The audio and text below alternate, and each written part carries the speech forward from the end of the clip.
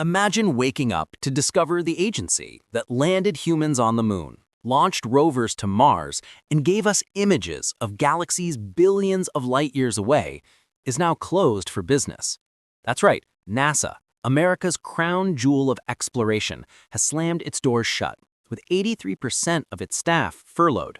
Translation: more than 15,000 brilliant scientists, engineers, and innovators suddenly told, stay home. Don't touch the rockets. And the reason? Not a cosmic disaster, not an alien invasion, but politics. Another government shutdown has thrown NASA into standby mode, leaving only a skeleton crew to keep astronauts alive in orbit and satellites from spinning into chaos. Everything else, research, development, experiments, planning, gone dark. This isn't just a blip in the calendar, it's a seismic jolt for science, for industry, and for America's place in the global space race. Because when NASA stops, the ripple effects are massive. Missions stall, labs fall silent, contractors lose income, international partners lose faith, and the future of exploration itself feels like it's been mothballed. So today, on Global Pulse News, we're breaking down the NASA shutdown in 5 sharp, punchy facts. What happened? What's on ice? Who's hit hardest? How the legal fights are shaping up, and what the fallout looks like for the US and the world. Buckle up, because the only thing scarier than empty space might just be an empty NASA. Picture this: the space agency stops working, and 83% of its staff get sent home. Yep, NASA has essentially pressed pause on most of its mission. Why? Because the US government just shut down again. Buckle up. We're launching into the cosmic chaos of furloughs, mission delays, lawsuits, and career freezes. You'll want to see how deep this gravity well goes. Hey, welcome back to Global Pulse News, where the headlines feel like cinematic blockbusters, and we decode the backstage drama. Today's feature: NASA closed with 83% of staff to be furloughed. We'll break down what's happening, who's hit hardest, what missions hang in limbo, the legal battlefield, and how this shutdown ripples into your life, eventually even your weather forecast or phone GPS. Let's launch. When people hear government shutdown, most imagine Congress bickering while federal workers sit at home binge-watching TV. But when that shutdown reaches NASA, it feels more like someone pressed pause on the future. As of October 1st, 2025, the US Space Agency announced that it was effectively closed for business, with 83% of its staff ordered to stay home. That translates to 15,094 employees out of 18,218 suddenly benched. A furlough so massive it makes NASA look less like a pioneering engine of exploration and more like a ghost town. The agency's official website now bluntly declares, NASA is currently closed due to a lapse in government funding. Not partially operational, not reduced hours, but closed. For the agency that put a man on the moon and rovers on Mars, the optics are brutal. Imagine being one of those furloughed engineers who spent years designing a spacecraft, only to find yourself grounded by politics. It's like training for a marathon and then being told the racetrack itself is shut down. Here's how it works. During a shutdown, all federal agencies must submit an orderly shutdown plan to the Office of Management and Budget. NASA's acting chief financial officer, Steve Shin, spelled it out clearly. Only the tiny fraction of staff deemed accepted by law will continue working. That means mission-critical employees, the ones keeping astronauts alive in orbit or ensuring satellites don't crash, stay at their posts. Everyone else? Log off, lock the office, and go home. They can't even volunteer their services. Yes, you read that right. Federal law prohibits furloughed staff from working without pay, even if they want to. This isn't the first time NASA has been caught in shutdown crossfire. Back in 2013 and again in 2018, more than 90% of staff were furloughed. This time, the number is slightly lower, at 83%, but the pain is just as real. Laboratories will sit empty, research will go stale, contracts will stall, and ongoing experiments will be frozen mid-progress. The scientific equivalent of slamming your laptop shut mid-download. But NASA isn't just a building full of people. It's a machine built on missions, rockets, satellites, experiments. And when you furlough 83% of staff, those missions don't just pause neatly, they derail. So let's talk about what happens to the projects we've all been waiting to see launch. NASA doesn't just clock in and out like a normal office. This is the agency where seconds matter, data windows vanish, and planetary alignments wait for no one. When 83% of staff are furloughed, it's not just workers losing paychecks, it's missions losing momentum, experiments gathering dust, and launch dates drifting further into the void. Take the crown jewel of NASA's current agenda, Artemis 2, the mission designed to send astronauts around the moon as a precursor to the first crewed lunar landing in decades. While life and death safety exceptions may keep the most critical systems monitored, the army of engineers, analysts, and project managers behind the scenes, many of them are gone. Imagine trying to build a rocket with half the toolbox missing, every calibration delayed, every test rescheduled, every software update paused. That's Artemis on furlough.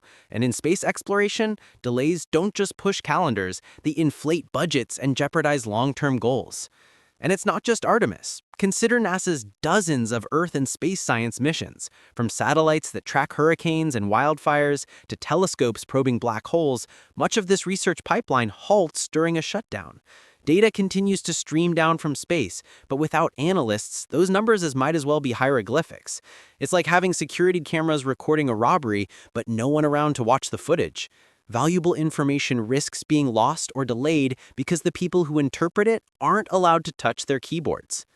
Research labs are hit even harder. Experiments often run on precise schedules, with equipment calibrated for narrow windows of operation. Furloughs mean lab doors locked, experiments interrupted midstream, and sometimes data ruined entirely. Restarting doesn't just pick up where you left off, it requires recalibration, retesting, and recertifying, which costs time and money. Months of preparation can vanish in days. And don't forget contractors and private partners. Space is increasingly a public-private effort, and many companies rely on NASA coordination. When federal contacts vanish overnight, the whole supply chain stumbles. One frozen review can delay not just NASA's work, but also SpaceX, Boeing, Lockheed, or countless smaller firms tied into the system. That ripple travels fast. So the rockets stall, the labs go silent, and the science pipeline clogs. But who exactly gets stuck at home versus who stays in mission control? Let's break down which jobs are considered essential and which ones land in shutdown limbo. When 83% of NASA's workforce is sidelined, the natural question is, who's essential and who's expendable? The answer isn't random. It's carefully carved out by shutdown law. But the human impact feels a lot less like legal precision and a lot more like someone drawing straws. First up, the lucky or unlucky, depending how you see it, few. The accepted staff. These are the mission-critical roles that keep life and property safe. Think of the engineers glued to their consoles at Johnson Space Center, monitoring the International Space Station around the clock. If you've got astronauts orbiting Earth in a tin can moving 17,000 miles an hour, you can't just say, "Sorry, funding lapsed. Good luck up there." Those folks stay on the job. Satellite operations, spacecraft communications, and planetary probes already in motion also get minimal coverage. Safety, security, and survival. That's the test. Then you've got the vast majority, the furloughed. Research scientists who were running experiments last week, home. Engineers in the middle of designing flight hardware, benched. Administrators who process contracts, budgets, and planning, out. Even outreach teams, the people who inspire school kids with rockets and rovers, are cut off mid-sentence. These employees don't just lose income temporarily, they lose momentum. A project that depends on a 200-person team can't exactly run on the shoulders of 17 skeleton crew employees. And then there's the gray zone, the workers in limbo. Some employees get called in only to perform orderly shutdown activities, locking labs, securing data, sending out of office emails, and then walking away. Some contractors may continue, but only if their funding was previously obligated. If their work requires active NASA oversight, they're stalled too. It's a bureaucratic mess that leaves careers hanging on technicalities. The cruel irony? Even essential staff often work without pay until funding resumes. They're logging 12-hour shifts in mission control while their bank accounts run on fumes. Imagine keeping astronauts alive in space while worrying about your own rent back on Earth. It's heroism with a cruel punchline. So, We know who's stuck at their consoles and who's stuck on their couch, but where this is shut down this messy, there's always a courtroom lurking nearby. Let's talk lawsuits, labor fights, and the legal landmines NASA's shutdown just triggered. When NASA locks its doors and furloughs thousands, the drama doesn't just play out in labs and mission control. It marches straight into the courtroom. Because in America, if there's a problem, there's a lawyer already sharpening their pencil. The legal foundation here is the Anti-Deficiency Act, a dusty but powerful piece of law that says federal agencies can't spend money or commit resources without Congress giving them the green light. It's the reason agencies can't even volunteer their time during the shutdown. No money, no work, period. On paper, it's neat and tidy. In practice, it's a nightmare. NASA is told to freeze most of its workforce, even if those people are mid-experiment or holding crucial expertise. Scientists can literally be prohibited from entering their own labs. Try explaining that to the global scientific community. Sorry, the government says I can't analyze my own data because technically I'm too broke. Unions and employee groups don't take this lying down. In past shutdowns, they've filed suits claiming the rules are arbitrary, that employees are unfairly forced to work unpaid, and that essential versus non-essential designations are vague at best. Expect lawsuits this time too, especially since the scale is so sweeping. Some legal scholars argue it's inherently unjust, even unconstitutional, to compel accepted employees to work without immediate pay. It's basically involuntary labor in a suit and tie. Meanwhile, Congress and the White House are locked in their own tug-of-war. Lawmakers sympathetic to science argue NASA is too vital to mothball, pushing emergency funding carve-outs. Others treat the shutdown as political theater, happy to use NASA's plight as a bargaining chip. Remember, NASA isn't just a science agency. It's also a political symbol.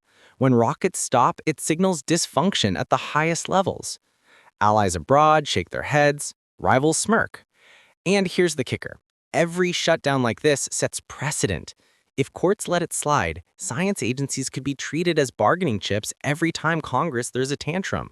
NASA's future could be tied less to innovation and more to whoever's shouting loudest in D.C. So we've got laws, lawsuits, and lawmakers wrestling over control. But let's zoom out. Beyond the courtrooms and Capitol Hill, what does this shutdown actually do to the economy, to science, and to the public? Spoiler, the fallout is cosmic. Shutdowns are supposed to be temporary political headaches, but when NASA goes dark, the fallout feels like a meteor strike. The immediate victims are obvious. Tens of thousands of employees suddenly stripped of paychecks. Families scramble to pay mortgages, cover tuition, or simply buy groceries while waiting for Congress to stop bickering. Yes, back pay usually comes later, but eventual doesn't pay the rent today. For a workforce that includes world-class scientists and engineers, it's a humiliating reminder that their careers are tied not to their brilliance, but to politics. But the shutdown's blast radius extends much further. Take the commercial space sector. NASA isn't just a government agency, it's the anchor client for a sprawling ecosystem of contractors, suppliers, and private startups. When contracts stall, milestone payments freeze, or approvals get delayed, the shock travels instantly through the industry. Small aerospace firms depending on steady NASA checks suddenly face layoffs of their own. A frozen purchase order in Houston can ripple all the way to a machine shop in Ohio or a supplier in California. One bottleneck and the whole supply chain sputters. Then there's the science itself. Earth monitoring satellites provide data critical for weather forecasts, agriculture planning, disaster response, and climate research. With analysts furloughed, some of that data goes unused, meaning forecasts may degrade. Imagine hurricane season with fewer eyes on the storm. Space telescopes waiting for analysis? Their discoveries get buried under political delays. Even small interruptions create data gaps, blank spots, and long-term climate records that scientists can never fully repair. Once lost, that information is gone forever. Internationally, the shutdown signals weakness. NASA is a global partner on dozens of missions, from Mars rovers to the ISS. When America shutters its own space agency, allies question reliability. Will the U.S. deliver on its promises? Rivals like China and Russia, meanwhile, seize the moment to trumpet their own stability, claiming the mantle of leadership in space exploration. The optics are brutal. The country that once put footprints on the moon can't even keep its labs open. And finally, the long-term risk. Brain drain. Scientists and engineers, tired of career whiplash, migrate to the private sector or abroad. Every shutdown is a reminder that talent at NASA is hostage to politics. Over time, the US risks hollowing out one of its most iconic institutions. So, that's the fallout. Empty labs, struggling families, shaken allies, and rivals circling overhead. NASA isn't just paused, it's in jeopardy, which leaves us with the final question. Where do we go from here, and why does your voice matter in this story? And there you have it, the story of NASA in shutdown mode, where 83% of its staff are sidelined and the agency's future hangs in limbo. We've unpacked the trigger, the stalled missions, the sidelined scientists, the looming lawsuits, and the fallout stretching from Houston to the International Space Station and beyond. Here's the bottom line. This isn't just about politics in Washington. It's about whether America can still claim leadership in space when its own space agency can be switched off like a desk lamp. Every day of shutdown means delays, data lost, talent drifting away, and competitors watching with a smirk. In the long game of exploration, that's a cost we may never fully recover from. But here's the good news. You don't need to be a rocket scientist to stay engaged. You just need to stay informed. So hit that subscribe button, smash the notification bell, and join the conversation below. Do you think NASA should be shielded from shutdowns, or is this just another reminder that science and politics are forever chained together? This is Global Pulse News, delivering the bold breakdowns of the stories that shape our world and sometimes our universe. Stay sharp, stay skeptical, and remember, space waits for no one, not even Congress.